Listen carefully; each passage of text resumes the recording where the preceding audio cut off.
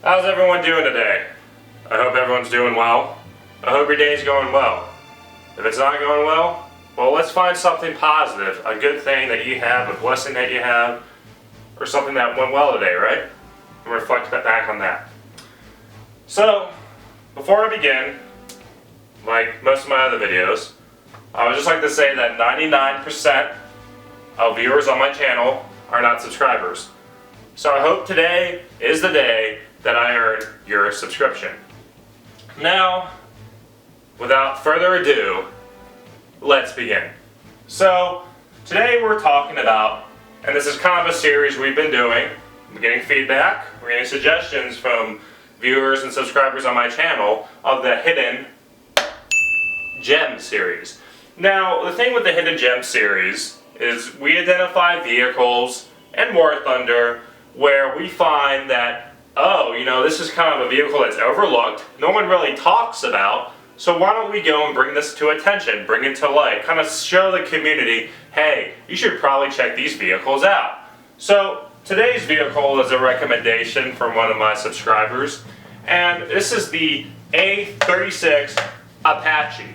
Now, history buffs out there, please do not get mad at me, but from my research and looking into this aircraft, the history or the lore behind it is that this aircraft comes from the World War II, of course, during the Italian campaign with the Allies. Kind of this aircraft was used as a attacker slash dive bomber in that theater and uses a Mustang frame, right? A P-51 Mustang frame. So you can kind of see the similarities between an A-36 and the early P-51, like the one that the Red Tails would fly, right? They kind of look similar with the airframes. Now keep in mind, this being an attacker dive bomber aircraft, right? As a result in War Thunder, it gets a attacker spawn. So that's also a plus and kind of cool about that as well. So let's go and break it down for the overview. So this, of course, this aircraft is found in the United States Aircraft Tech Tree. Its battle rating is 3.0. Its rank is rank 2. Now, the cool thing about this aircraft, which a lot of the aircraft I've been covering so far has been premiums, this aircraft is free and it's also in the tech tree. So this means you can research it. Even as a free-to-play player, you can go and have access to this aircraft. So, another general thing about this aircraft too, you get your attacker spawn. It's kind of a hybrid. What I mean by that is that it's similar to, I feel, the Italian aircraft, and we'll kind of go into that when we go over the performance, the fun factor, and its work and stuff, right? But basically, what I mean is that it plays uniquely. That it doesn't really have a boom and zoom style that we've talked about, nor does it have a turn fighting style. It doesn't do one thing exactly. So, before I get ahead of myself, like all other videos I do about the Hidden Gem series, as we talk about the performance, the fun factor, and is it worth it? Now, let's go into the performance.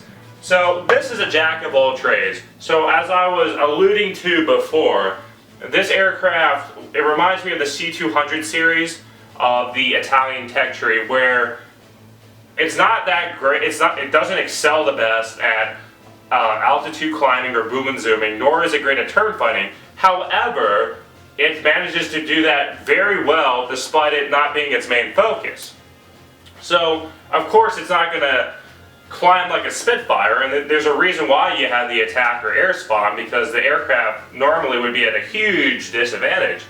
But, I was able to turn fight with some IL-2s, of course, and some 109s, and I was surprised because I was expecting it to kind of just be a slow, chunking along aircraft, but really, it actually held itself well, especially with gun pods. So that mid-range altitude, especially hunting enemy attackers and bombers, alongside just baiting your opponents down to that lower altitude. Now, a Spitfire, of course, that's going to be hard to fight against, but at least you have the knowledge that you'll be at least comfortable fighting at lower altitudes.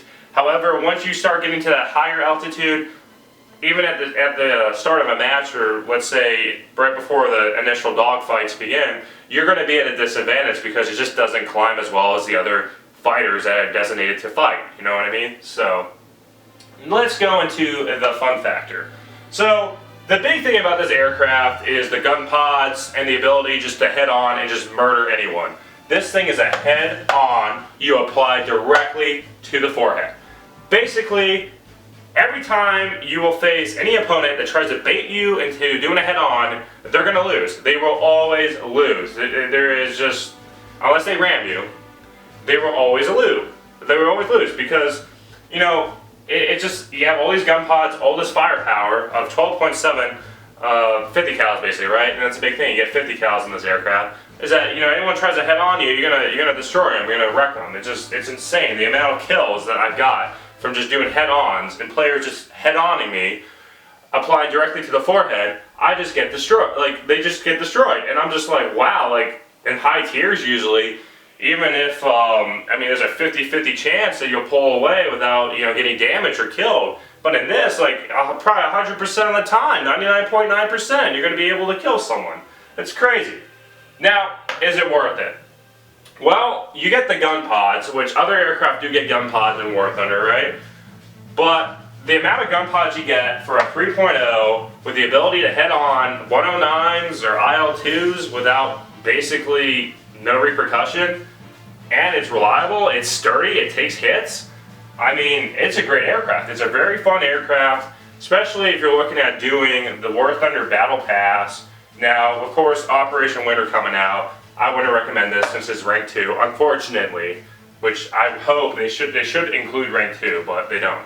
So there's that aspect, right? It's a fun aircraft you want to take out, just relax, go around, head on players, and, you know, go after ground pounders and just ruin their day. You know, it's a great aircraft for that. It's just fun. It's a hidden gem because we kind of get lost with all these high tier aircraft we got to go for, kind of the meta vehicles, right? So that concludes my analysis on the A-36 Apache. If you made it to this point in the video, I really do appreciate you sticking around. If you haven't subscribed yet, I hope today is the day that I earn your subscription. Just another thing too for my viewers, or if you're a viewer or a subscriber, just the thing I'm looking at doing a roadmap is that I was looking at working on the HE100, but still need to, you know, finalize all the modules and research it all on that aircraft. But my general impressions, it's kind of overpowered. Definitely very easy to play, but kind of a 2.0 rank. Rank 2 Germany battle rank 2.0 aircraft doesn't really give us much for a battle pass or Operation Winter, but I'll work on that. And another thing too, looking at other suggestions you have about ground pounding, guided ground pounding and realistic battles, air RB, ground RB, stuff like that. Those topics I'll look into. But if you're looking for more videos about hidden gems, then feel free to comment down below other suggestions that we can look at.